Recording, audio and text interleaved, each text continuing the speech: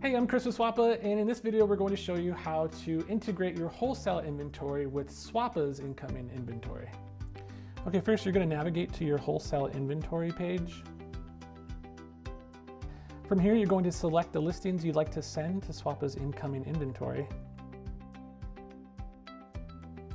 Then use the bulk actions drop-down menu and select List on Swappa.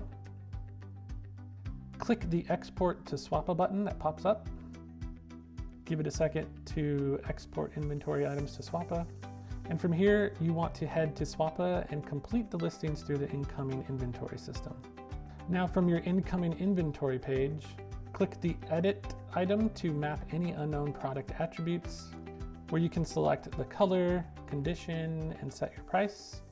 And that's it.